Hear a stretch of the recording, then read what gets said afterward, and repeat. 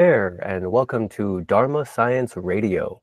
My name is Ian. I've been in my human design experiment for about maybe 7 years or so now, and it really transformed my entire perspective on life and what it means to be a human, and not only that, what it means to be me specifically. And as a result of that, I've found it a great joy to talk about the mechanics and the nature of reality with other people. So if you would, my friend, kindly introduce yourself. My name is Sean Reed Price, and I'm a mental projector. I've been experimenting with human design for about 5 years now. I'm also an artist, a musician, songwriter, and I'm really passionate about studying human design and the system. I've been certified with the International Human Design School as a Living Your Design Guide, and I'm also currently in the professional analyst training. I finished my first year, so I'm qualified to do personal analysis according to the IHDS, and I'm in the process of learning like partnership analysis and cycles, and I'm going to be moving on to also incarnation cross readings. So I mostly self-study with the system, but I found it beneficial to go through the sort of structured education program to make sure that I had all my bases covered when it came to the system. I'm just starting out like giving people chart readings and analysis, and it was something that for me, a lot of people were giving me recognition about, like, oh wow, you're really good at this, you should do this. And so it's felt really good, and my process with that has come through a lot of invitations as well. So yeah, that's awesome. That's awesome. You're definitely the first person I've had on the channel here who's actually worked with IHDS. So if you could perhaps share a little bit about what your experience has been going through that process, I'd love to hear it. Yeah, so I think every teacher is a little bit different. My teacher is Lavina Archers, her website is called Iconic Human Design. It's human design life coaching. And she's been actually working very closely with Jovian Archive and the team over there with Raw.tv. And she has, I think, a new program called, what is it called? Human Design Mastery. So yeah, she's very well involved and connected over there. And I think she's also education director at IHDS, or marketing director or something like that. I'm not sure, but she's a really good teacher, and she's probably one of the most studied and qualified people. You look at her credentials and she's got like every certification possible almost. But yeah, and regardless of that though too, I feel like she's just very authentic and is not someone who is, she has an open mind, but she doesn't come off in a way where it's like, oh, I know everything, even though she does know a lot.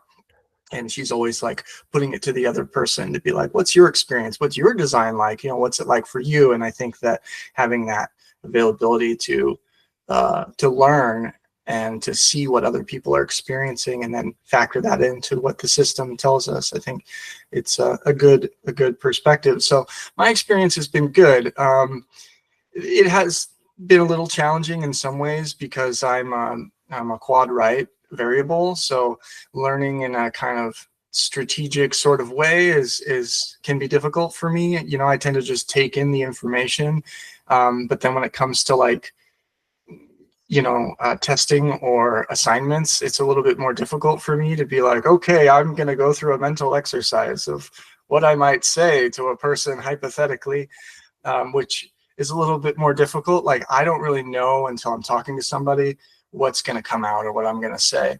And it really depends on their availability for what kind of depth I can get into with it, so that's been a bit of a challenge, and I've had to take more of the approach of like treating it like a creative process. And some of the assignments are written, so I can just take my time and write it out, and it's like a creative writing exercise with keynoting, and that's how I've been able to move forward through that. But yeah, it is a little bit challenging being very receptive in some ways. So yeah, so good, but challenging, but it feels correct for me to be going through that process. So Yeah, that's awesome. I haven't taken any kind of formal education myself, although I've definitely been within the self-study process for this whole time. I remember when I first got introduced to human design, it was because I randomly stumbled into a two-story house full of people around my age who were all practicing human design in their own way. That was kind of being spearheaded by this 6'2" emotional generator, and I'm an emotional generator myself, and so most of us there were emotional. And there was something really profound about the whole experience for myself, because I'd been researching everything I could ever find my entire life on spirituality and metaphysics and what's really going on here, and I never found human design. I tried everything I possibly could and never found it. Ended up buying the Gene Keys book twice without reading it. There was just this sense that there's something here, and yet I never quite had the energy to really get into it. And then, like a 1-3, I bump into this house full of people all in it, and all of a sudden it's like, oh, I'd been waiting my entire life to find this. Okay, wonderful. There is something to do here on this planet. yeah, I had a similar kind of recognition when I found the system, or when it found me, or however that works. My sister is a manifester. She's a 4/6 manifester, and yeah, I had spent a lot of time traveling, and like I had been like on this kind of spiritual, metaphysical kind of journey. I'd never come across human design. I even had bumped into Gene Keys and just didn't really kind of like get it. I was like, okay, like what is this? What do I do with this? I don't know. And yeah, and then after, I'm a 6'2", so I was in my trial and error phase, and just finding a lot of things that didn't work, and got kind of burnt out and pessimistic about like spirituality and all that kind of stuff. And yeah, and then I came back home from traveling, and I was talking to my sister. We were on a road trip, and she was just like, she spontaneously informed me. She's a splenic manifester, and she was just like, you have to check out this thing, like I feel like your spirit needs this. And then she told me about human design, and we went through this whole like exercise, like play kind of thing of like, oh, let's guess what your type is, and let's read the descriptions. And then and then we pulled up my chart, and I was a mental projector. And I remember just looking at the body graph, just like, whoa, what is this? And I was hooked. And from there on, like the more I dove into it, I just couldn't get enough. And yeah, and I've been studying it ever since. And so, now I've got like a whole library of charts in classic, projector fashion. And it's very interesting. It was, I think, really profound for me to see other people's designs, because in the beginning it was a little bit more difficult to see my own, even though there was the recognition of all the open centers that I have. And I did experience this initial shattering of like, oh my God, like this is so true, and where has this been all my life, and all of that. But then over the course of the months and years as they went by, like I felt like Neo in the Matrix, like seeing the code coming down, and like looking at people's charts and seeing them behaving in certain ways, whether it was through their fixed definition or through their open centers. And yeah, it was just really fascinating. And the more I looked at it, the more I went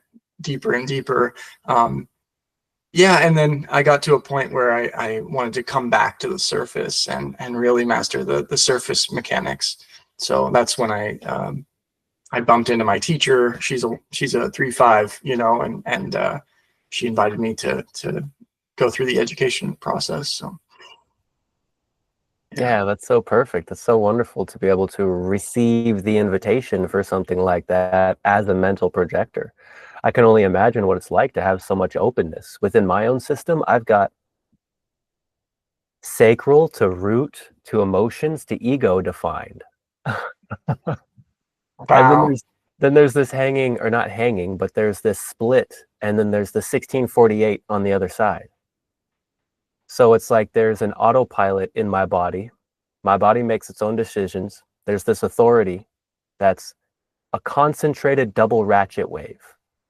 Format of concentration, and then the 1949 and the 3740. With the 3740 as my personality, Sun, Earth. So it's like there's this deeply, deeply sensitive, concentrated need to synthesize a new truth. Wow. Nice keynoting there. That's good. Mm. Yeah, it really is profound. It's something wherein my 1648 picked up on human design, and I just listened to Ra for hours and hours and hours and hours and hours and hours and hours and hours and hours. Like, just so much of receiving the impact that he has to give through his own tone and his own voice and his transmission. And it was this thing where it's like, yeah, I have spent my whole life listening to people that are, in my opinion, a hell of a lot smarter than I am. And that's kind of like where I grow from, is listening to people who are more intelligent than myself. And then I found Ra, and it was like, oh, that's the pinnacle. Like, this guy was the number one. He was the smartest person I've ever listened to in my entire life.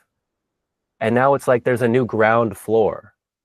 It's like if something is utterly detached from design, and if I can't see how it makes sense relative to design, it's almost completely irrelevant to me. Hmm. Yeah, it's amazing though, how much of life fits into the body graph, you know? Like, that's, I think, one of the most amazing things about it is that it's almost like this all-encompassing matrix. You know, you can look at the mystical way and see like the path of spirituality, and you can look at like the stream of capitalism on the other side and see like how we make money and work your business, and then you can see group dynamics and partner dynamics, and you can see all these different things, the collective processes, the individual, you know, and melancholy, creativity. It's, everything is there, and you know, our history is there, our genetic evolution, and you know, that's just one of the most mind-boggling things to me. And you know, same with you. You know, I've listened to hours and hours of Ra talking about this stuff, and you know, as an individual mental person, I feel like my mind just really resonates to Ra's 4323 and his explanations, and you know, his genius to freak, and I don't know, it just resonates with me as true. There's a lot of stuff where, you know, I still maintain a skepticism, and almost like treat it like, as you would put it, like cosmic fairy tales, because some of the stuff is just, you know, you can't really prove it, like some of the cosmology and everything. But, you know, a lot of the more practical things, you can see them in reality, and you can watch it happen, and it's amazing. Yeah, absolutely. I agree with everything you just said right there, because like I'm a hanging 43. I've got two 43s, one of which is the one-track mind. Then I've also got the 17-6, the bodhisattva, this perception that everything is perfectly connected if only I don't make up a reason as to why things are wrong. I can see the logic of how it's all perfect. And it was like Ra's genius to freak, his structuring perspective. And this could have even been in part because I never got to meet him myself, because there's a distance there. Because I've been around other 4323s, and some I've really enjoyed, and others I have not enjoyed so much. And it all depends on the kind of structure they're unfolding. And yet, there was this recognition within me that from listening to Ra and then beginning to experiment with my own design, it's like I gained my voice back. Because I have this like old childhood memory that I could take back to. Perhaps one of my oldest memories is simply this statement of, I just don't know what to say. As an emotional authority, I mean, it makes sense. It's like, well, I'm just not clear. Got an undefined ajna, receiving all this conditioning from the world, and it's like, well, I don't know what to say. Mm-hmm. And then yoga saved my physical life on the most basic level. It's like, oh, okay, I can breathe deeper, I can stretch and exercise, take care of myself, and I'll heal, you know, I'll be okay. I can be okay.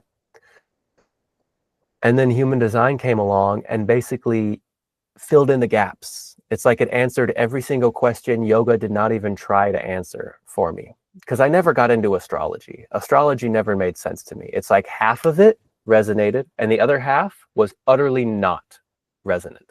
And so because it wasn't solid for me, it's like, well, if half and half, that's not good enough for me. I need to really get into something. Yeah, I know what you mean. And that's one of the things I love about human design is that, because I see a lot of things on like social media about people like ragging on astrology, and on one level, I understand the criticism because a lot of it's very general, you know, to the sign, and then. But you look at human design and it's like, okay, well, what kind of, Leo or Gemini or whatever are you? Because there's so many hexagrams within that one sign, and there's so many lines within those hexagrams. And, and then, you can get down to the substructure and it's even more specific. And so it's like, there's so many nuances. And then, in the context of that within the surface of the design, and what's the type and what's the definition and all this kind of stuff. But the cool thing about it is that human design brings it proves the validity of astrology to a certain degree through the recognition of neutrinos having mass. And that just made sense to me. Like, oh yeah, neutrinos, it's something that has matter that's passing through us. There's like 1 trillion neutrinos going through your body or more, like every second. And we're constantly being impacted by this as it's streaming through the planets. It's going through us, it's going through the earth, and then it's going out the other side and hitting the other people, and so we're in this soup of stuff that's, I don't know, it just makes sense to me how that would work. So simultaneously it verifies astrology, but also provides something much more specific, yeah. Yeah, absolutely. It gave me that mechanical underpinning to go, oh, that's why this stuff actually makes sense. That's why the planets and the stars and everything out there in the heavens is actually influencing us. We've got these tiny subatomic particles traveling basically light speed, carrying energy and information from our sun and from the stellar background frequency. And it's basically programming our consciousness. Like we have a refresh rate of consciousness right there, and it's basically the speed of light. So we're always being programmed by the program with this new information at every second, and it's just so fast. There's no way to really keep up with it other than to be oneself. Definitely. Yeah, there's no way we can mentally work all that out, That was the biggest relief in my entire life, because I'm not a quad right, I'm personality right, design left. And so in my youth, I have had so many experiences of trying to be strategic. The world conditions us to be strategic and to basically be like manifestors or generators, whatever we're not. The world wants us to be that. And eventually I saw, oh, I don't have to figure it all out up here.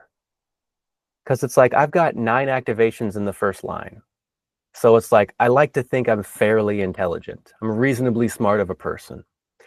And it seems to be that the more intelligent a person is, the more cursed they are with a powerful not self. Oh yeah. I mean, I can relate to that, like being a pure mental being. It's like, just because I have a defined mind, it doesn't mean that I know what's going on too. I have the 61-1, the first line of the 61, and it's just occult knowledge. And I feel like I've been in my life cursed with this, like, how does it work? And when I was younger, I used to literally like bang my head against the wall, like trying to figure things out. And that got easier as I got older and I got used to the mental pressure. But having this system to look through really was a relief for me as well, to see like, oh, I don't have to figure it out. And even though I'm a mental projector, my mind isn't my inner authority, and I can trust my body. And I do have a mechanism, that allows me to do that, because I always struggled with making decisions. And big decisions were easier for me. And it makes sense because, the projector strategy is more about these larger themes. And so, but then it was all the little details where I got tripped up, and it's been a relief to me to know that like the main part of my process, so the sounding board and everything, has to do with my environment and who I'm around and what I'm being conditioned by. And so that was really the major turning point for me in my experiment was, not necessarily getting rid of anybody, but just really reassessing my relationships and my bonds, and really feeling into the signposts of bitterness, and also my personality motivation and transference. That really helped me. And just just taking stock of like, okay, who's in my life and how does this make me feel? Does this make me feel bitter or successful or recognized? Do I feel, I used to use this analogy of feeling like furniture, not being seen as a projector and just feeling like decoration for the space. Like, do the people here want me to just be here, or do they want to know what I have to say and what I can see? Because it can be really difficult, especially, having an open emotional system and an open ego and wanting to be friends with people and for them to like me and this kind of thing. And for them to literally be saying to me like, I really appreciate you. I even love you. And I really want you to be here. But then when you're there, you feel like a chair, like just sitting there, it's like, and you try to get a word in and you can't, and even regardless of that, like, it was really helpful for me to see my open centers, to see my open throat, and to recognize that when I'm trying to get a word in, it's okay if people aren't hearing me, and to pull back and to wait, and to, wait for people to ask me, and to wait for that availability, so that I'm not like burning out my thyroid and trying to just stream, like into a void, no one hearing what I'm saying, and getting really upset and bitter about that, and so, yeah, I just started paying attention to like, who's asking me, who wants to hear what I have to say. And, I'm not going to waste my breath, because it's precious to me to,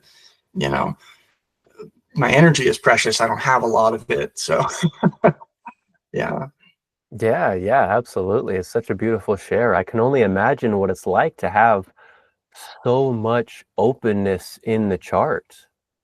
Like myself, I've been able to go, okay, I've got this body. And even though it's not purely sacral, so I can't existentially trust every single moment, I can trust the general forward and backward that my body guides me in. And over time, it becomes more and more clear.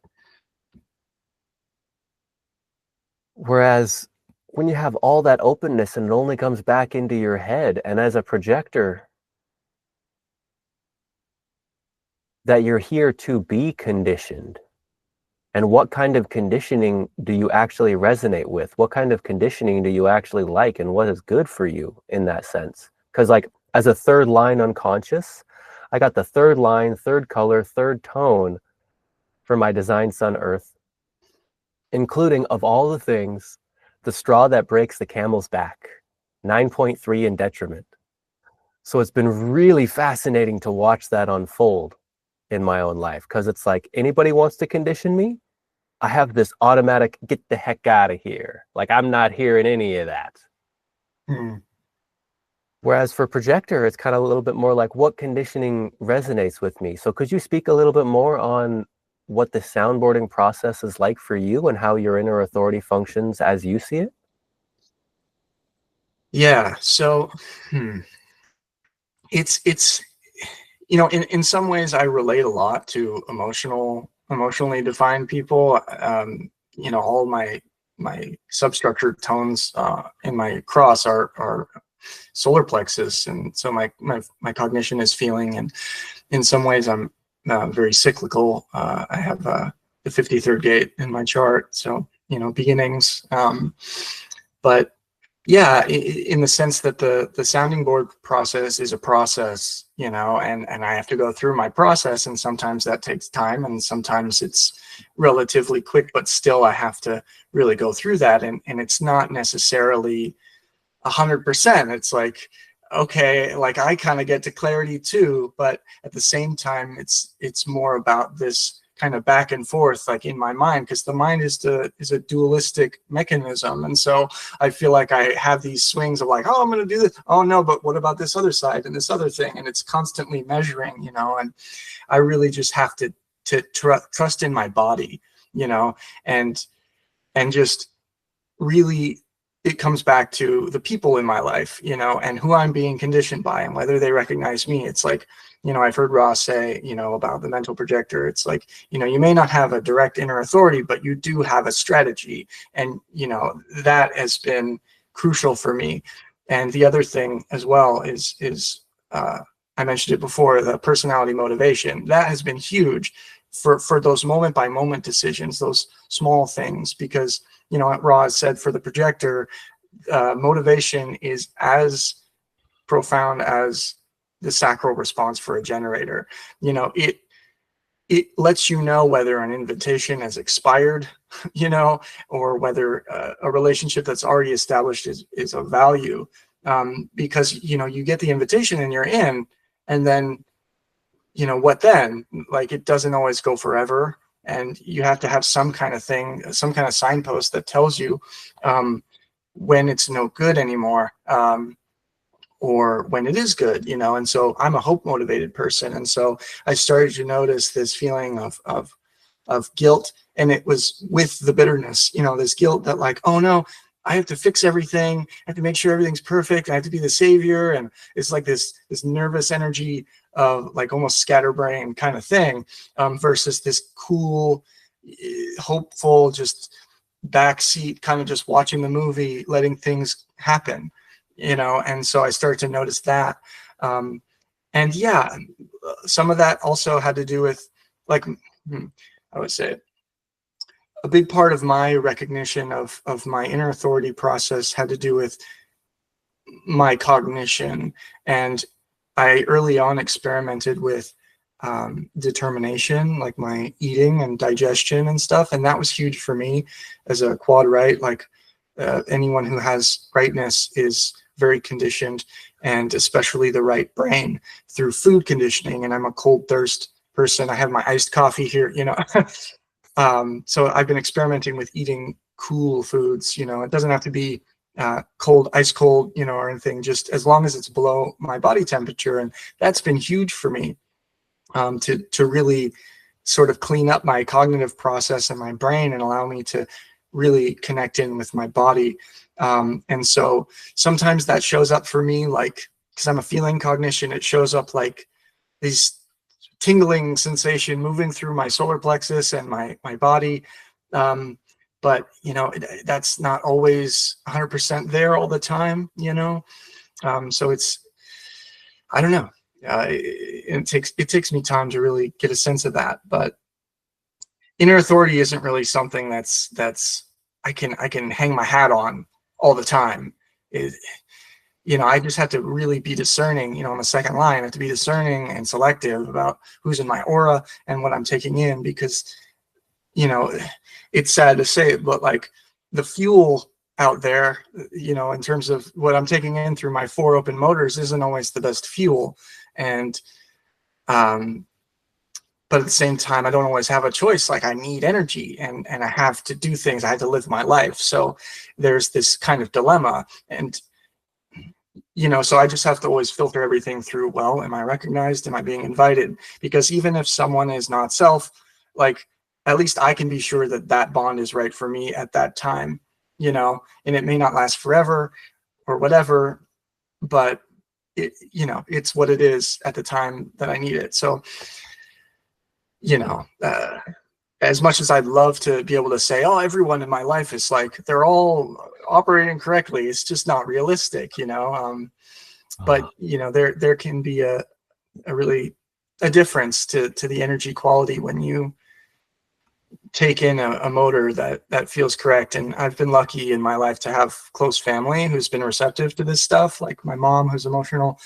She's an emotional projector, and some of my siblings who are generators, and it's taken them time, but I've been able to, like, they've asked me about their charts and stuff, and I've been able to get through to them a little bit with some of it.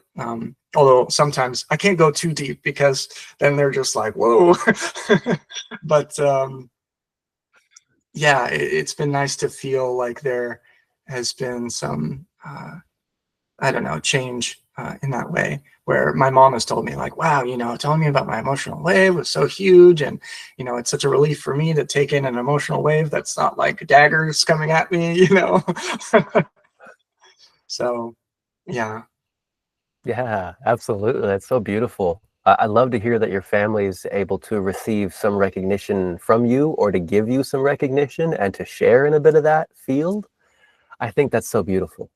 I've been able to have only the most minute connection with my own close family about this stuff. And at the same time, we've been quite a bit distant in the first place. Like I'm over here right now in upstate New York, and most of my blood family is over in Alaska, where I was born and grew up. And then there's some extended family over in California. So I'm pretty far away from most of the people that are really blood linked to me.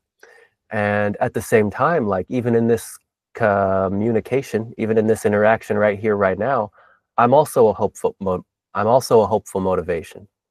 And to top it off, I'm also a thirst determination. However, it's hot thirst for me. So no cold things for me, ideally. And I can feel it so directly and so quickly. I remember the last time I ever had soda. I was working at a restaurant that had like specialty brewed fancy root beer. And I got myself a tiny little cup and I had a little sip of this fancy root beer.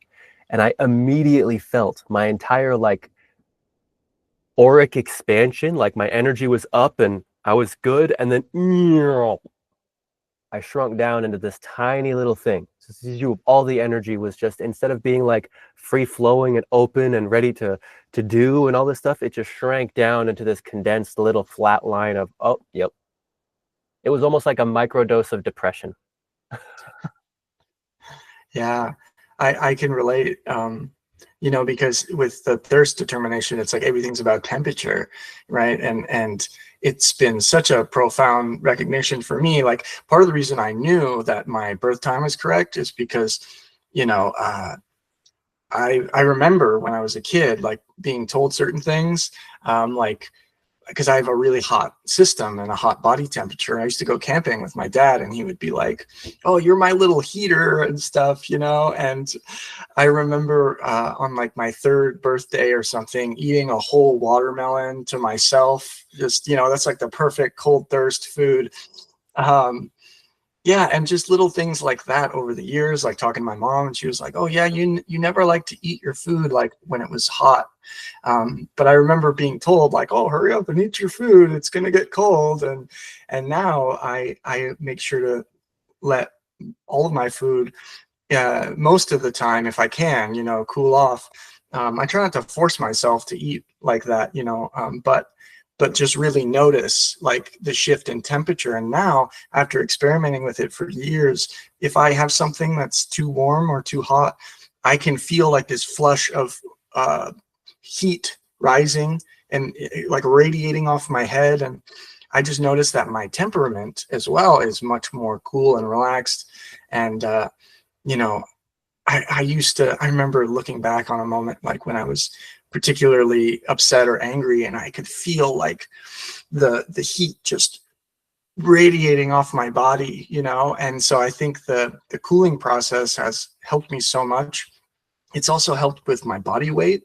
Like I used to be really skinny, I think because my system would just uh, process everything so quickly that I wasn't absorbing enough nutrients. And so now I've been able to gain weight and get like into a healthier weight because I'm actually able to absorb the food that I'm taking in, And so that's been huge. And it's sometimes it's difficult, food. We're so conditioned by food and the social structures around food. And when people are offering you something and you don't want to be weird and say, no, I want to eat everything cold. And it's a little strange sometimes, but, I try not to explain myself if I don't have to, but I'm lucky where, like the people closest to me, I've been very accommodating. And, if we go out to eat or something, well, they're like, oh, well, maybe let's go get sushi. And, sushi is very cold and things like that are nice.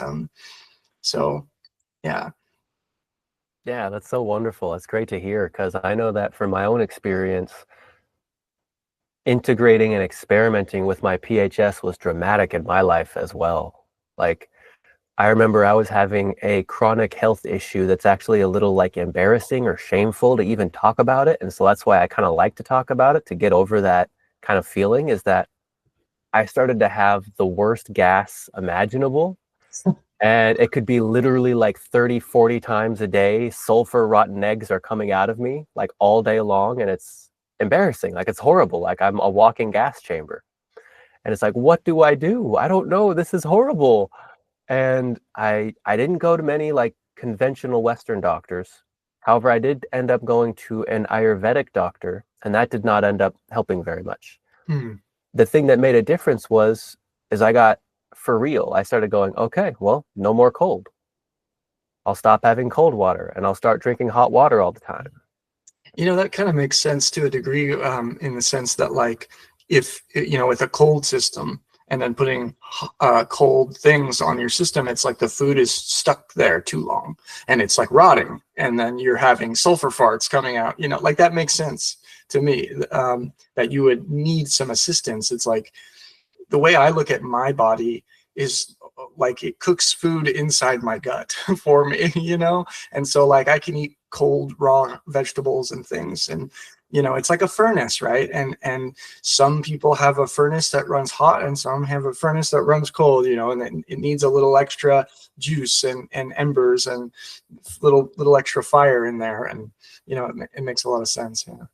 Yeah, absolutely. I mean, it's been a real profound experiment to practice with, because yeah, I started switching over to hot water, and it's like, oh, for a while there, if there was any kind of cool water, if my water bottle had cooled off by the time I took a sip, it'd be like, drink and then spit it out. I just pour it all out, like, get it out of here. That's cold. I don't touch that stuff. That's bad for me. And I remember there was some very interesting factors around it. One of which is when I was the most extreme and I was like perfectly in alignment with the PHS. I remember I was door dashing at the time, and my work productivity went up by like 30 or 40% for like 5 weeks, when I was out there for like 10 or 11-hour days nonstop the whole time, because it's like, well, I want to make some money and I've got the energy, so let's go do it. Yeah. And my favorite moment is that I actually didn't have any fruit for a few months. Not super intentionally, it just kind of didn't happen because fruits are not naturally very hot. Yeah. And so it was kind of like, one day, I need some fruit. I want to get some fruit. So I got some blueberries, and I put some blueberries in a pan with a little bit of water, and I boiled them up. I grabbed a single blueberry out of this pan. I ate this blueberry, and this massive wave of euphoria went over my whole body. So powerful, I almost collapsed. Wow, that's awesome. So that was one of my favorite little moments with that. Is just, whoa, now that's food right there. And kind of like ever since, it's like, well, this is quite literally life or death. And I want to not have a fat brain that can't think. I want to not be unhealthy in my body. I want to be healthy. I want to be cognitively available. So I just lean more and more into hot foods. And as we were speaking before, I practiced with sugar in my hot foods. And I found that even though I was eating only one meal a day, too much sugar in that meal would still have detrimental impacts. Yeah. And that's why I think it's so important, and why I'm so grateful that Ross said, don't believe me. He's like, I'm just giving my outer authority. This is my perspective on all this stuff. If you believe me and take this word as gospel, you miss the point entirely. Yeah. Because, Yeah, that. Mm-hmm. oh yeah, because I have to listen to my own inner authority to find out what's actually good or not. The simple fact that it's above body temperature does not mean 100% always it's okay to eat. That's like the first primary criteria. Yeah, totally. I think I'm not sure, but I think in Ayurveda too, like sugar is a cooling kind of food as well. If I'm not mistaken, someone can check me if I'm wrong, but I think I remember that. But I'm interested to see how those kind of things correlate as well, like whether spicy food or like something like mint would have an impact as well. But yeah, I did have one. I had a tea. I'm forgetting the name. It's one of these Chinese, like 3-word names, Yao Guan Ma or something like that. That's like a longevity tea. And then I got it for myself and I drank it and I went, oh, this is cooling. I could feel it. It was like, oh, this is cooling. This is not what's good for me. And I gave it away. Because I could just feel that, oh, even though in the generic sense, this might be good for health, I could tell that for me, I wasn't doing it. Yeah. And I think, what you've been saying too really speaks to how important it is to always feel in your body how your body is feeling. And it's like, like Ross said, don't believe me, try it, this whole thing. And I think we run into traps when we take Ra's word of, okay, this is what's good for me. Because, what if your birth time is wrong and you're trying to force yourself to eat in a way that's not healthy for you because you think, this is how I need to eat. But, it's not doing you any good and your body's suffering. And, I've always kind of, with this sort of thing, because it's quite a process. I've always kind of held it lightly of like, if this doesn't work, I'm not going to force myself to do this. If I'm starving on a desert island and I need to eat, like, I'm not going to force myself to do this. Yeah, and just try it and feel in my body. But, how I know it works is that it feels good and I keep doing it because it feels good, and when I deviate, it's easy to correct because it feels good to do so, and I can feel the change in my body.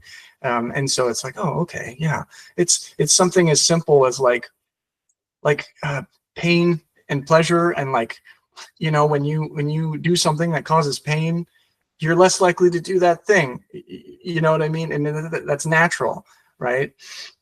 Yeah, and it's as simple as something like that. And I feel like that's, what in a lot of ways, like following your design, your strategy, your authority is very similar as well, because you have this recognition of like your signpost of like, oh, okay, bitterness, that's the pain signpost of like, this is something not necessarily to avoid, but to see, because we need those receptors. Like we have pain receptors for a reason, because you don't want to be walking around and you're bleeding out and then you pass out. We need these things. And so it's like good that we have them. It's okay to be bitter and frustrated and whatever, as long as that's not dominating your entire life and your existence, but it's there for a reason. It's important, and we have to honor that and see, okay, well, this is here, so this is telling me something. And there's an opportunity to course correct here, or maybe it's just a recognition that, I need to wait for the opportunity to course correct. Right. Right. That even in that moment, needing to wait for the opportunity. For a moment there, it even reminds me of that fourth line opportunism process, and how, well, something so fascinating about the fourth line, and say especially the fourth color. I've heard Ross say that the fourth color is always transferring. And much like you were saying around the distorted frequencies of bitterness or frustration, it's not like we want to get away from them. It's not like, oh, okay, I felt that, well, I need to run as far away as I possibly can from any ounce of that ever, and I can never feel it. That becomes another not self trap. Whereas the reality is that if we did not have transference, we would not have life. Like, it's essential for us to be able to see with this binary, the fact that we have a window we can look through that's linked with the genetic intelligence of every single cell in our body. And it's lighting up, it's unique, it's different, it's true self. And the other side, we have the transferred intelligence, which is really the lacking of intelligence. And it's also that ability to see, oh, hey, I can look out this other side, and there are people who can actually use that information and really do something powerful with that. However, for me, I can be aware of, that's my signpost of, oh, okay, maybe that's not the most interesting thing. And if I can notice that without getting mentally attached and identified and amplifying that field, then I've already won, which is basically the purpose of meditation.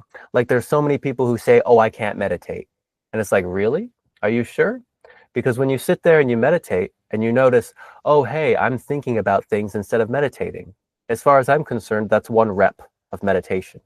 It's like, oh, hey, I've realized that's an exercise. That's one bicep curl of meditation. That's one rep. And it's like, oh, okay, well, I'm going to keep doing that again and again. I'll let myself get distracted and go, oh, hey, let me come back to my breath. Let me come back to the present moment, come back to perceiving.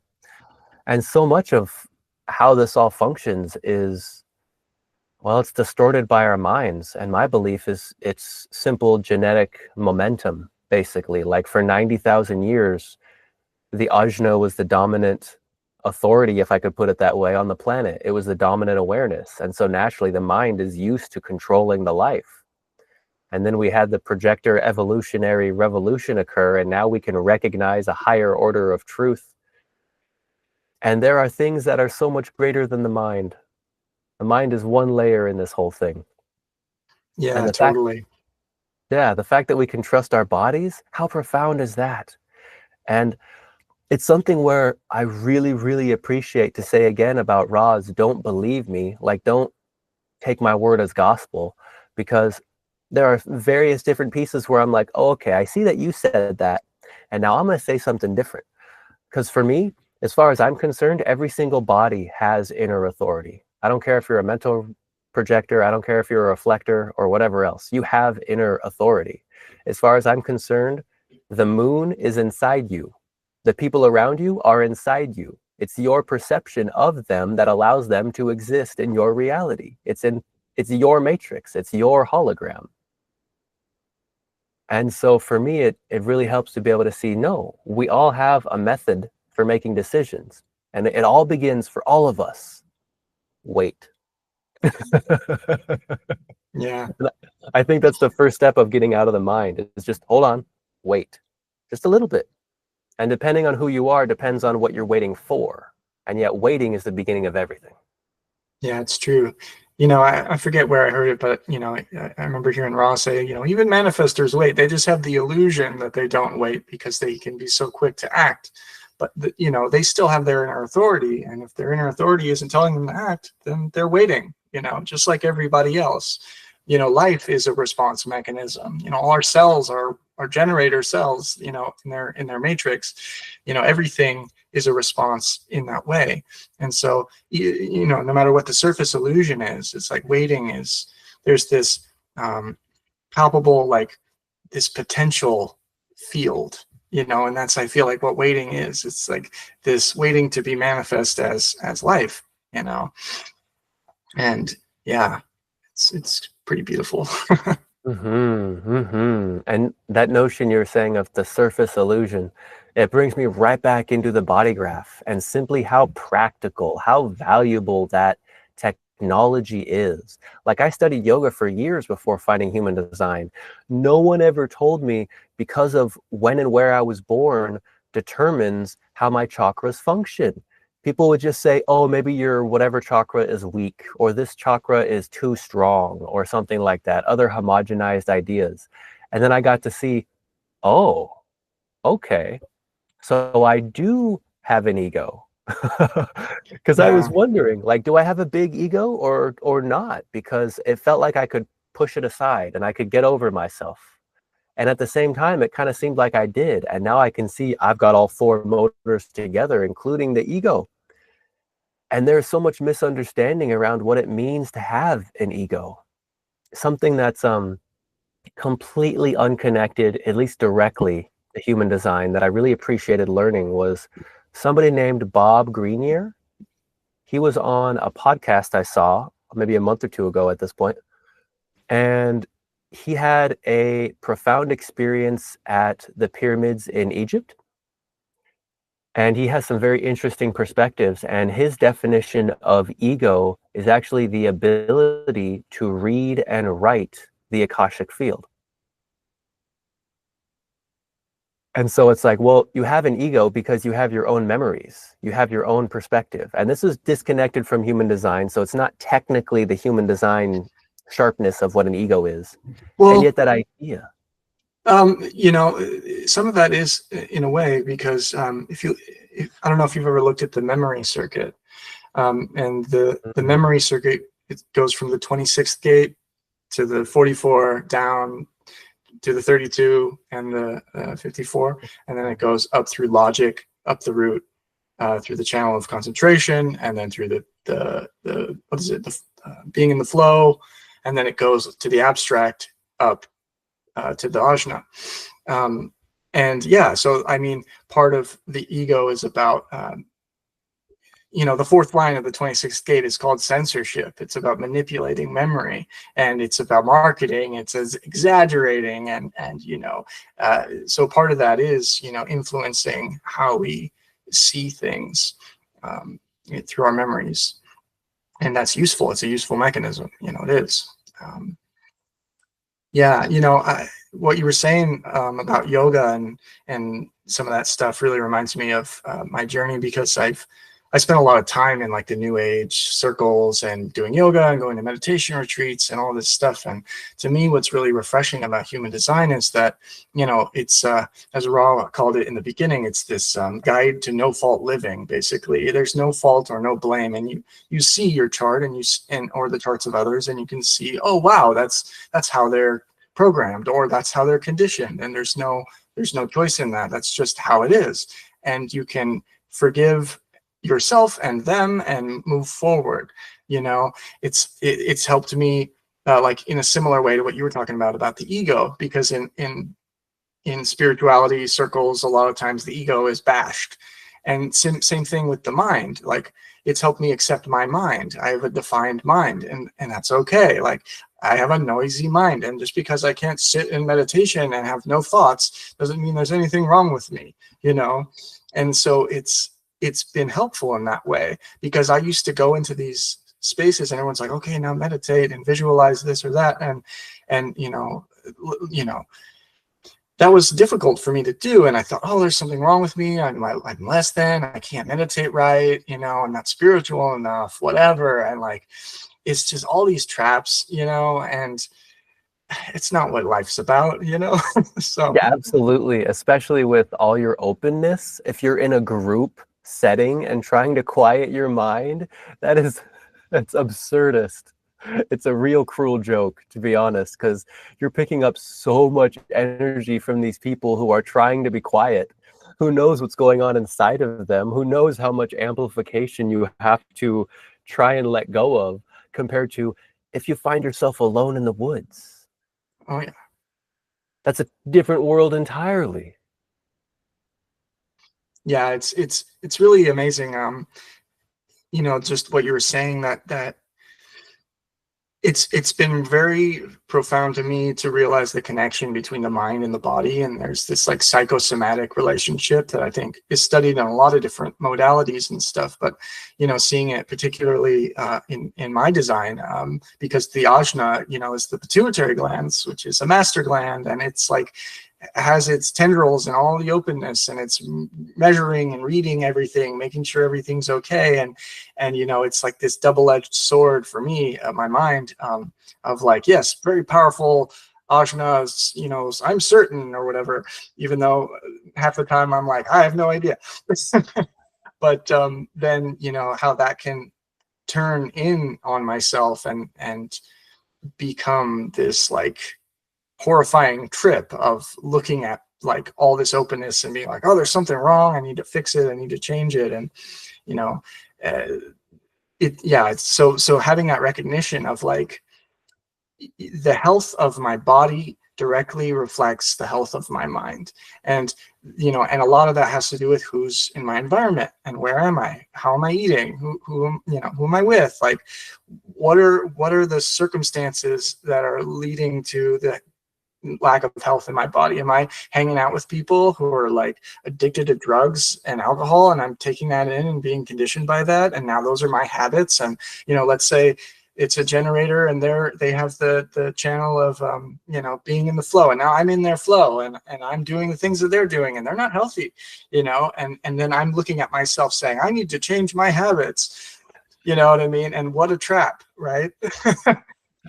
Yeah, absolutely. Yeah. It becomes a really cruel joke, I'd have to say, because 90,000 years of genetic history of mental control. It makes sense it would take a little while to be able to let go of some of that. And now that we can see the actual mechanics and get into living without fault, living without blame, and living in a world where guilt doesn't mean you've done something wrong. Living in a world where guilt means, oh, hey, this is about fixing things. This is about correcting things. It doesn't mean it has to have been wrong or that you did something wrong. It means it can be better. It can be universally more practical. It can just keep getting better. And, as a hopeful person myself as well, to really lean into that. Because when I try to overly strategize and fix things, oh my gosh, it's very clear I don't have the intelligence for it. Oh yeah. Especially with a receptive personality and a strategic design, my body shows me who's boss real quick. Because as a receptive personality, it's like, okay, I can watch the strategy of my body. I can watch it and be like, oh, okay, I see that we're doing a little better. And oh, I see we fell off. Okay, well, I can watch that with hopeful motivation around it, knowing that things solve themselves.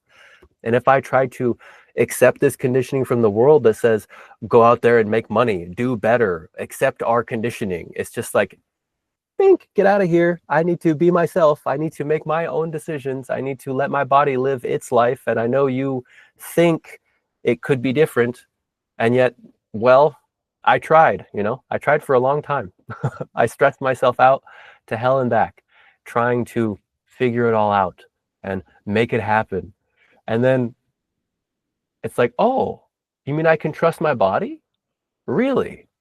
And so I remember it was a point when I was door dashing at the peak of my stress. I was literally sitting in my car, screaming at the top of my lungs. Because I'm sitting here for like 2 or 3 or 4 hours in a day, and maybe nothing, not a single thing has shown up. And then something pops up. And it's like, do you want $5 to drive for 20 miles? And I'm like, get out of here. No. And then I'm like, that was the only thing. What am I going to do? So I was really upset and like mentally identified with all this stuff. And I found myself shifting. I heard a quote from Terence McKenna, one of my first teachers I really appreciated. He was talking about whenever he had a bad trip, he would sing. So he would cycle his oxygen. And I was like, you know what? I'm going to try that. And instead of singing, what I found most easy was breathing, kind of like a Wim Hof breath work, simply.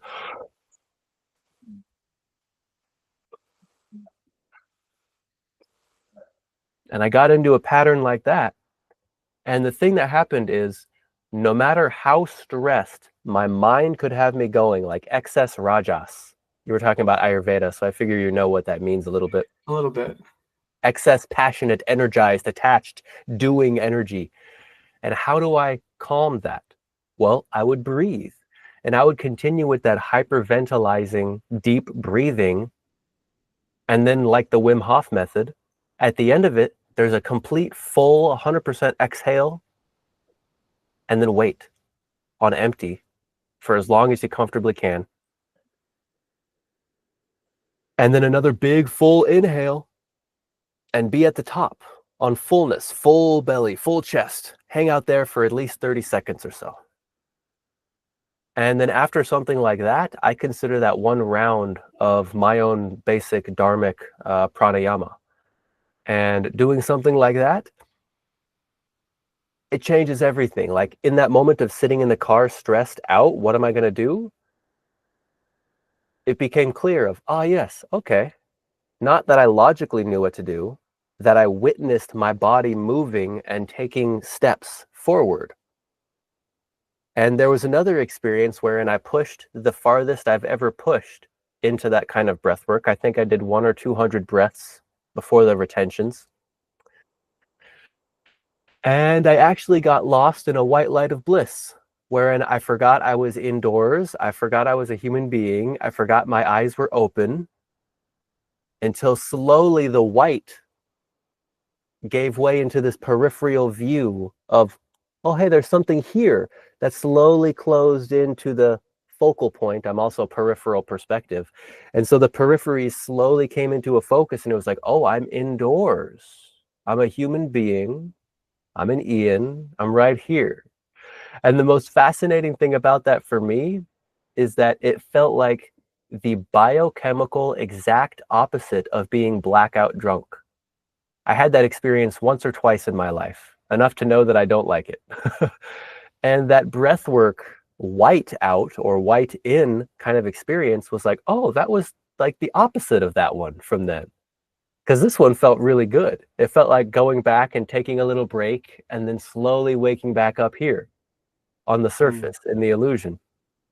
Yeah, it makes sense too that you would be drawn to those kind of things, because I do know that one of the biological associations with the solar plexus is the lungs, and specifically the individual stream. So like, you know, you've got the tribal stream, which is like the kidneys and the sort of water system, and then you have the gas system of the individual stream, the breath, and, you know, other types of gas, and then the solids, and the collective abstract stream, which is like your bowels and digestion and stuff like that, you know. And yeah, so the lungs, man, like that can really help move the energy and ease some of the nervousness, and it's very powerful for soothing the nerves.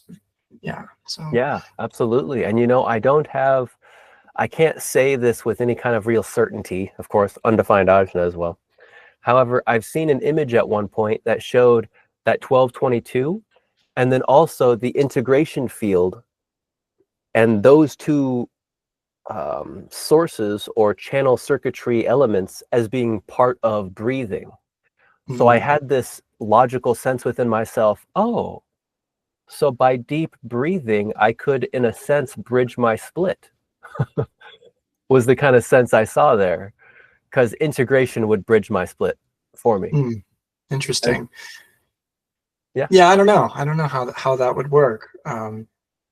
But I do see the correlation with what you're saying, though, with the, you know, you can look at these mirror relationships in the body graph, and they're everywhere, you know, to see like the correlation of, you know, as an example, the cellular memory of the liquid in our body on the splenic side, the tribal splenic side, you know, has a direct correlation to the liquid like nervous system, kidney function on the emotional side. And, you know, you definitely can see these correlations, however you split it, whether it's down the middle or across, or, you know, and then whether it's like the other side of the opposition in the wheel, you know, there are these relationships, you know.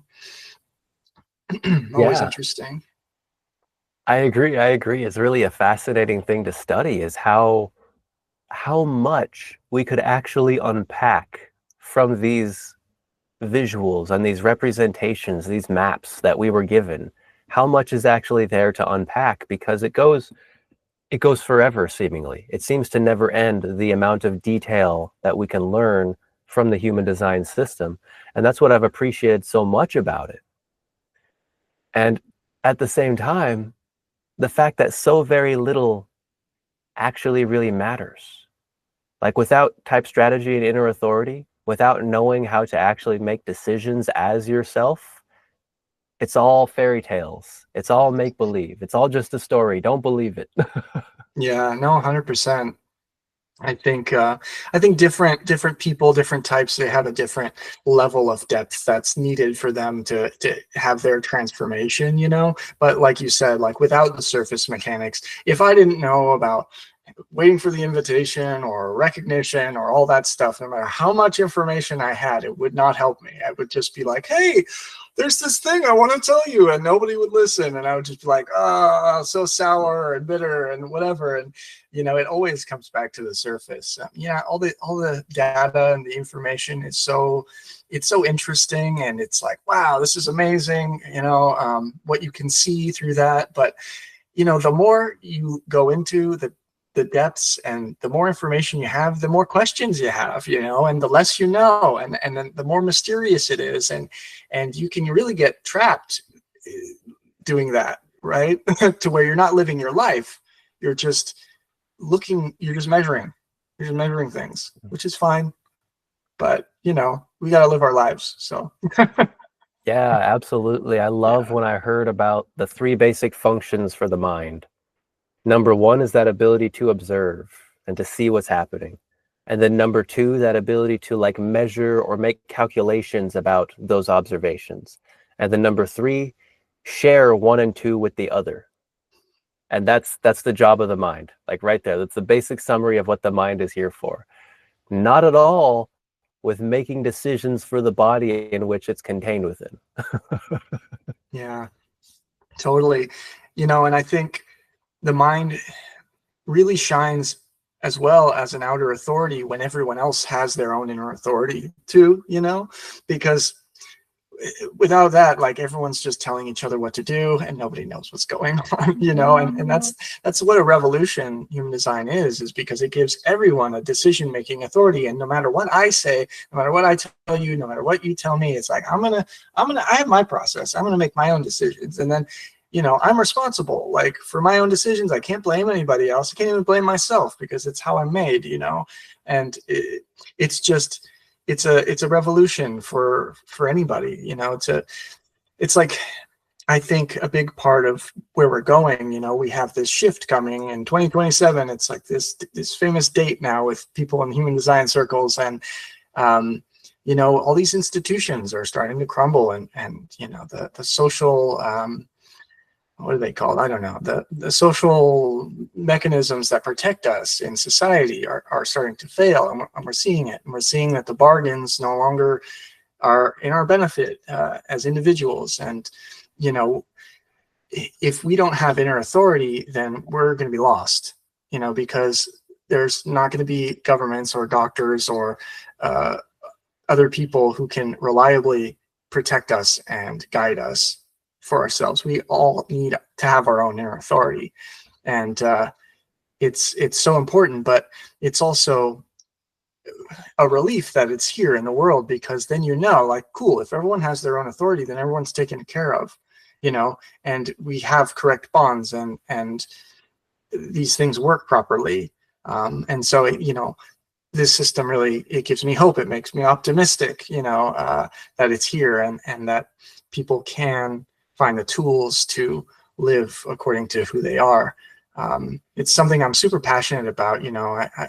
I'd love to, once I'm through the program learning about partnership, I'd love to work with parents and children and really help them, like, guide their kids, because it's this thing that when I found human design, I'm like, oh wow, like, it would have been nice to have this growing up, but I understand that my parents, they did the best they could with what they had. You don't know what you don't know, and that's okay.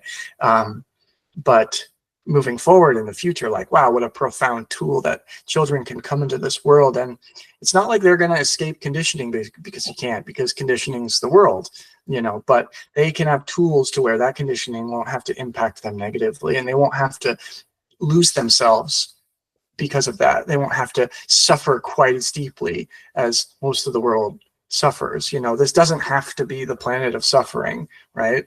But yeah. Absolutely. Like, it's one of my absolute most important and favorite things when I'm working with somebody who happens to be a parent, is it's like, if I can give them any kind of guidance or perspective on how to feed that child correctly, or how to honor that child's authority, how to honor their type, any little bits like that is like, it lights me up so very much. It feels like making such a massive difference. It's something like, as an ego being, I love efficiency. I want my work to make a big difference with the least amount of effort. I want to use as little will as possible for the most reward. And not specifically only for me, for the most reward, period, for the tribe, for the group, for all of us. And so to imagine myself being a child and being fed correctly from the beginning, and how different that life would be in my own imagination, and I go, okay, well, that's a totally different reality that has no relevance to here. However, that can be motivation to give other children their own truth, and to have their parents raise them correctly. Because as far as I can tell, if you're a parent and if you can feed your child according to their PHS, that's perhaps one of the biggest blessings you could ever give your child, more than like a college tuition or anything like that. Because then they have the intelligence to make their own decisions from the beginning. They're not growing this homogenized fat brain. They're growing their unique intelligence from the beginning. And I remember seeing There were studies around this thing called neuronal shutdown, I believe, when the brain stops expanding quite as much.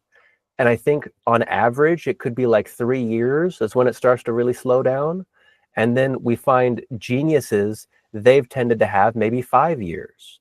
And so what if we have children that are fed correctly PHS from the beginning? What if they get a full 7-year cycle of just radical brain expansion? Like that's a totally new generation of people. And Oh yeah. like you were talking about the cross of planning breaking down and these bargains falling apart, like I'm a cross of planning myself. Oh, And interesting. yeah, it's really fascinating because I've found that even since I was a child, there was this sensation within me that, yeah, I chose to be alive at this time because this is the most interesting time in all human history. Like this is when it's really interesting. And so now I see is it's like, oh, I'm here to make sure we don't throw out the baby with the bathwater, to make sure that with all this cross of planning building up, that we can actually get the crown jewel, the reward from all that suffering and make something good from that that'll carry forward into the future.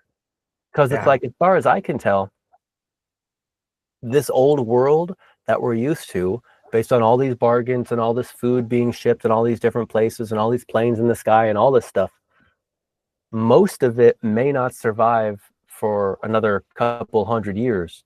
And what I see is that during our lifetimes, we can pick up the pieces as they're falling and put them in place for the next system so that we don't have to have this massive crumble where everything is only back to sticks and stones.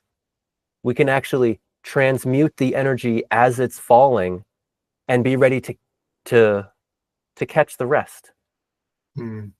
Yeah, when I hear you talk about that, I like to imagine a tree that has several branches that begin to rot and begin to crack and break at the weight of their own, at their own weight. But when the branches break, there's still a lot of the tree left. And I feel like we still will have like a lot of the foundation of what's been built over the last 400 years or however long, and that's the platform to move forward. And so we're not going to lose everything, I don't think. It's not all doom and gloom. It's not like the end of the world or anything. But I think it might feel that way because we've been in such a period of growth that we've reached this point where there's so much excess. We're wasting a lot of energy because we can, people are talking about, let's go to Mars. It's like, we can't survive in Mars because we're part of the Earth, but what a huge waste of resources that would be. If we can terraform Mars, we can definitely, stop destroying the planet here. That's a lot easier, Yes, I believe that entirely. Like there's an order of operations. We need to make sure that we don't become like some kind of new parasite in the galaxy that's just killing every planet we go to. Like, hold on. If we're going to do that, Star Trek future, we need to make sure Earth is okay first. And we know what we're doing here. And then we can maybe go to other places. Right. Yeah. So I don't know. I think that there are certain technologies and things that are not mainstream because they are not profitable, and I think that some of those things probably will come to light, like when people really need them. One of the things that I'm interested in as well, in terms of the human design knowledge and the matrix and some of the, I think that there are some other applications that beyond just changing your life, which is no small thing. But I feel like there are aspects of human design that speak to, quantum mechanics and like potentially I have a theory that like we could use this pattern to figure out some way to harness like perpetual motion or energy through magnetism or something. These are things that I've like looked at or experimented with, and I'm not an engineer or a scientist, but I definitely see some of these patterns, and maybe that's my fourth gate in my mind there. But yeah, I think that what we're looking at with human design and with the body graph is a universal principle, and I don't see why we couldn't figure out ways to harness that knowledge for other things like energy and medicine and all kinds of things. Oh yeah, absolutely. That's definitely a field wherein we could probably talk for hours around that in a sense, because I don't know if you've heard about him before, but there's a gentleman named Dan Winter, and I believe he is a Soul Channel 4323, and I would call him one of my heroes in a sense, because as far as I can tell, he solved the mathematical equation for the unified field. He solved perfected fractal energy compression. So it's the math for all action at a distance. It's the math for gravity. It's the math for consciousness. It's the math for life after death. And the most basic of it is that it is Planck. You know, the Planck, it's either length or time. Oh, the Planck scale or whatever. Yeah. You take Yeah. Planck and then you multiply that by whole number exponents of the golden ratio. And according to his claim, you find every single source of negative entropy ever recorded coming through that formula. Oh, So like we've got the diameter of DNA, the average length of DNA, different colors, different size of like diameters of electron shell orbits. We've got like the all kinds of different stuff that's already been mapped to this formula. And I've been studying for him for like a decade or so as well. And it's only now that I'm starting to get more of a grip on what's actually going on here and how we have the formula for perfected fractal compression right here, wherein like I was listening to Nassim Haramein talk the other day about quantum entanglement and the speed of quantum entanglement, because you might have heard that it's instant.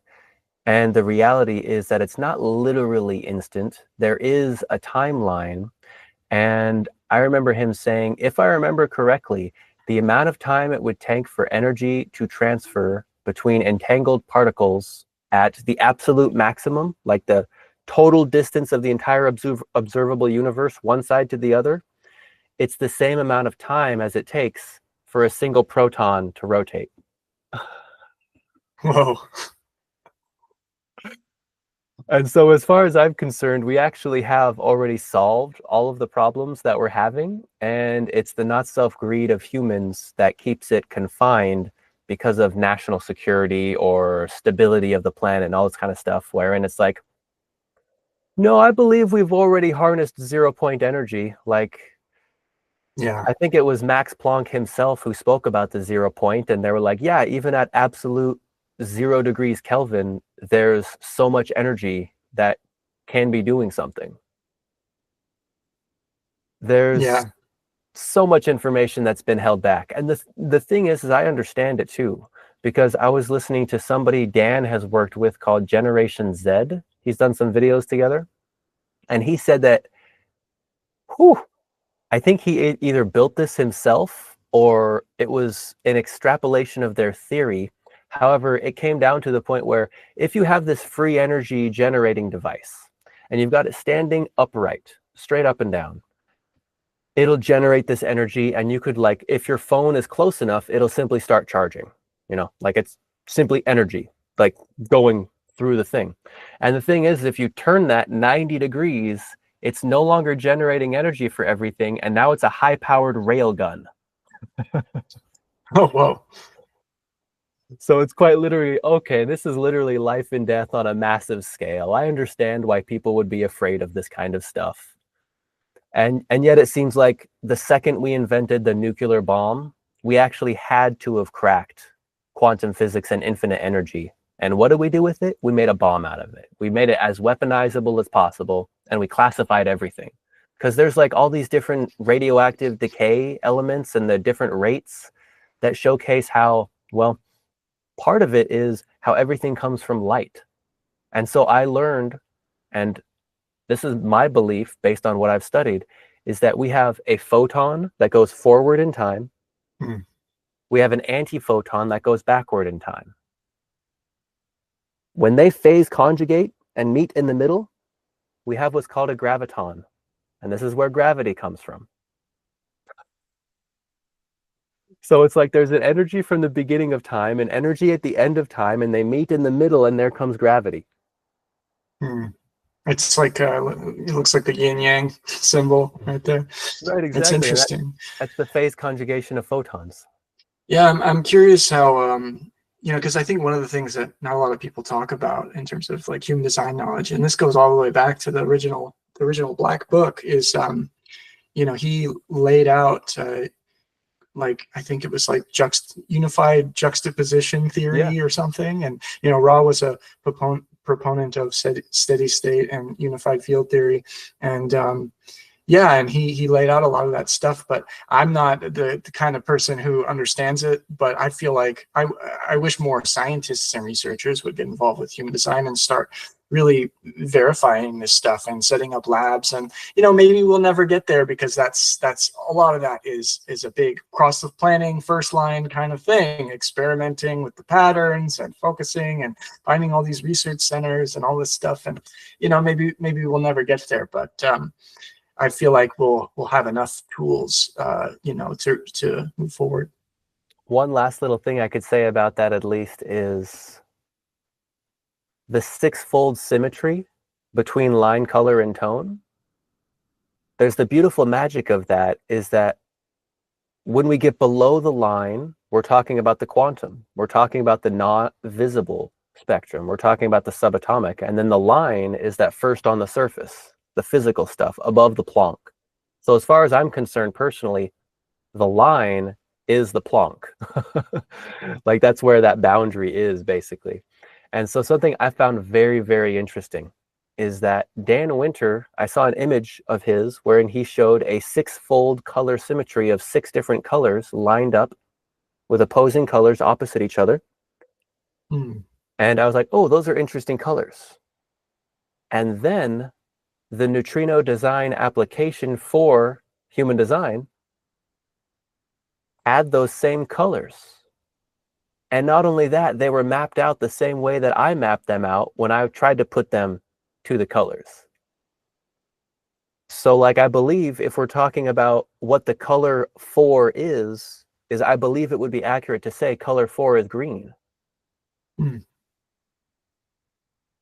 And so we've got some evidence, at least on that spectrum, a little bit. Because I looked at Dan Winter's colors, that his symmetry, and then I went, well, where would I put those on the lines or the colors of human design? And then neutrino design came out, and it already had colors for each of the colors, and they were the same colors that I picked from Dan's colors, and he's this electrical engineer, quantum physicist guy who solved the unified field. And they're the same. Wow. It's like, yes, perfect. Yeah, it's so fascinating. I'm so curious to see how all this stuff connects. Yeah, it's pretty amazing to see some of these correlations, and it's one of the things too that I think sometimes with a more lay person who's not familiar with human design can have a sort of seem almost quasi-religious or something, but I feel like it is very scientific. We have a lot of people who experiment personally, and you can't validate the personal because it's not objective. It's subjective. You know what I mean? But that's enough to transform someone's life. But at the same time, I feel like it would be so interesting to have studies in like controlled environments where it's like, okay, we're going to watch the moon, and we're going to get these people who have this imprint with this gate in this place, and we're not going to tell them, what's happening, and we're going to watch the moon move into that position in the sky, and we're going to record what happens. We could set these things up. We could have children and record their birth data and look at their determination and do studies on like, okay, what's different in this, biological form with this chain of line, color, tone, and base. And there are all kinds of things that we could do, and then I feel like human design wouldn't be or it would be more collectively accepted, and wouldn't be subject to as much criticism of like, oh, this is a belief system. I mean, I know that it works. Trust me, I'm a sixth line, and like a lot of things don't work, but this stuff, it works. And I agree 100% with that, because I'm a 1-3. I remember Ross saying that he really wants to hear validation from the 1-3s, because if anybody was going to prove it wrong, it would be the 1-3. And I tell you what, my mind could go crazy. And the thing is that it doesn't matter, because I wait to respond, I wait for clarity, and things seem to be okay. And it's been that way for years. And my mind could still make up nonsense. If I were to get identified with that thing up in there, my mind is open, my head is open, there's a lot of openness up in there. And due to the nature of my design, things work out in very unusual ways in life. And regardless of whatever my mind thinks, there has been this continual, the whole time of, well, the reality is things are still okay. Like I've still got all my needs met. Things are going on one step at a time. It's an unusual story. I couldn't have written down the story of my life had I thought about it. It wouldn't work that way. And yet I know and I believe there is something bigger at work here that I'm playing a role within. And like you're saying, the studies that we could do on human design, that is my ultimate dream, is to be so stable and secure that we can actually start doing these studies and seeing what happens when children are being fed correctly from birth. Do they have neurons firing like wild when they're still 7 years old? Like, I want to get all this stuff so well documented and all that kind of stuff, because to me, there's been no more important knowledge in the history of humanity than human design. And whatever I can do to help propagate it, I'm happy to. Yeah, to me, I feel like human design is the future of education. Looking at somebody's, you can look at the substructure and that's very profound, but even just surface type and looking at like children and being like, oh, look, this person has this potential and this potential for wisdom, and and encouraging that and nurturing that, and seeing like, oh wow, you could be doing this and making suggestions and but then listening to them and giving them their inner authority and helping them make their own decisions. I feel like in our education system now, it's like it's designed to create people who are easily controllable. You get up and you sit down at the sound of a bell, and you can look at, there are a lot of correlations between prison and education system. Yeah, but but yeah, if we can give children their inner authority, and within reason, of course, like kids, they're still learning, and they need guidance, so you can provide guide rails until they're ready to really be their own inner authority, but also encourage that and not to make them feel so controlled, and like they have no choice. And in a lot of places in the world, in most places, like children don't have rights, and I don't think that's not okay.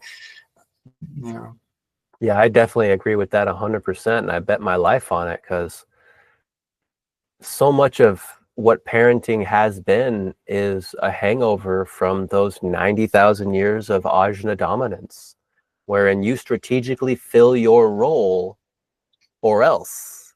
And that was life. That's all we had. And the fact that we inherited society from that Ajna dominated old school human. Now we have the chance to give children their rights back, to give them their power back, and to condition them towards their truth, instead of conditioning them to be a cog in a machine that's not healthy for anybody. Right, exactly.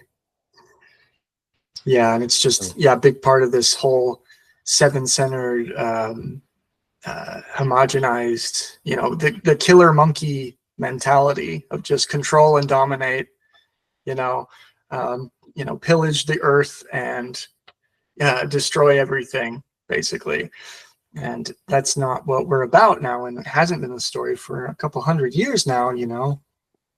We're not about that. We're about awareness and communion and uniqueness, being ourselves and sharing that with others, and leaving space for that, for others to express their uniqueness. And we have a very interesting and unique window of opportunity to do that here before the turning of the wheel and the shift and the new, these rave children start coming in, and that's going to be a whole different game. But regardless of that, the program is providing us this opportunity by stripping us of this pressure to mate with what's different and to be attracted to what's different. you know, and so because the genetic imperative is, you know, letting the pressure off a little bit, all of a sudden now there's this chance to see what it's like to express your uniqueness. You know, we haven't had that chance before, and that's like you said, you know, this is the most interesting time to be alive, right? And what a beautiful thing. Yeah, absolutely. It really is. Because, I mean, there's that old story, go forth and multiply. And I remember releasing a video recently where it's like, you know what? We did that, you know? We did a great job. There's Yeah. so many of us. There's so many. We've done that job. That job is done. Now it's time for the next step. And what is that next step? Well, as far as I can tell, it's the ability to reflect consciousness through yourself, which is different from myself. And in doing so, we add to the richness of the totality of life itself. Totally. I love this idea of, you know, I think it's something originally that I heard from like Jimi Hendrix, talking about like creating his own mythology through his songs, and, you know, the voodoo child and like all these like fantastical stories he would talk about. And I've heard Ross say similar things. And I think it's true that we all have our own mythology and our own like potential godhood of like, we are all unique expressions of the totality and exist as that potential, you know. And I think we all have that right to express that and express that uniqueness and to honor our own divinity, you know. Yeah, it's funny. I remember Ross saying something about, you know, the sixth line is almost here to kill God and to take the divinity for itself in a way. And yeah, I think that we all have our own divinity and our own unique divine truth, you know, to express. And I love that we have that opportunity to discover that, you know, because it is a process of discovery and finding it in our body, you know. And how amazing that is. It's like when you go to the movies and, you know, you're surprised by all the twists and turns in life, and it just makes for such a great movie that you don't know what's going to happen next. And by surrendering to your form, you get the best, maybe not even the best, but the most appropriate thing for you, whether it's challenging or difficult or whatever. But it brings that satisfaction and success and peace and surprise, and you can go through life and accept it for what it is, you know. Yeah, I think it's beautiful. What you were saying reminded me of old Nietzsche, Friedrich Nietzsche, I believe, and that statement of God is dead, I think, and we killed him might have been part of that as well.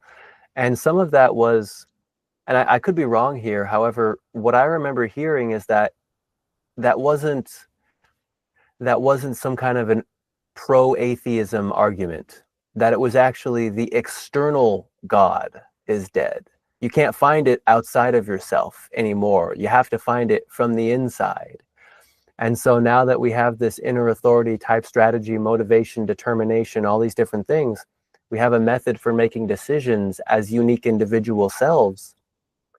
As far as I can tell, there's nothing closer to godhood than being able to be yourself. Oh, absolutely. And, you know, you see that so clearly when you look at the mystical stream. You know, you start out in the tribe and, you know, at the bottom, and it's so much flesh and violence and, you know, animals. And then we rise above the animal, and we, you know, honor the animal and put them in the constellations in the sky. And then we have to cross this bridge of the institutions of religion and being in the temple and paying our tithings and working for the church or whatever it is. It can be also science, you know, that's the other side of religion. And then we come to this point where we either are initiated and go through this shocking process and then come out the other side and behave as ourselves and love ourselves in the now, and that's the awakening. Or we go the other way and we go to the material path and then control and dominate and make money, basically. And that's like what our religions have been doing, basically standing at the doorway of initiation and sending everyone back. Go the material way, you know, give us your money, basically. we hold the keys to the kingdom. You have to go through us in order to find your truth or whatever. And that's not what it's about at all. It's about finding your own divinity. It's about loving yourself, being yourself. I love the what Ross said, love yourself. And oftentimes he tags that with, you have no choice. And it's funny to me because it reminds me of like some of these memes I've seen where it's like ominous positivity, love yourself, you have no choice. And I think that's hilarious. But it's so true, I mean, what else is there but loving yourself? When it comes to living life, I can't imagine anything else that's worthy of my own time. Yeah. Because if I love myself, then I have the chance and opportunity to genuinely love another person. Exactly. Totally. And on that note, that's been a fantastic conversation. We've definitely gone pretty deep. Yeah, for sure. It's been great. I've really enjoyed it. Thanks for having me. Yeah, it's been a joy. Do you have any kind of perhaps closing remarks? And one thing I'll say before that is that if you send me over kind of like Instagram or your website links or different things like that where people could find you, I imagine perhaps you're offering readings. And so I'd like to be able to direct people that way should they want to work with you. Yeah, that'd be amazing. My Instagram is mystery.formulas, and I have a website, and I'm offering readings and living your design, like chart overviews, and also I'm doing workshops as well, living your design programs. So this is something that'll continue to develop, and I'm always learning and adding more to my repertoire of things that I can offer. And I'm very passionate about human design and looking at everyone's charts and really empowering people. That's really my thing, is to empower people and to give them hope and to not make them feel bad about being who they are. I just love doing that, like finding where someone has some kind of thing where they're beating themselves up and they're using their own nature against them, and just being like, hey, have you ever considered that maybe like that's okay, and that you're okay, like everything's fine, don't worry, and I just love giving people the tools to do that. And yeah, it's something that's very important to me, and I'm very passionate about. So That's amazing. That's amazing.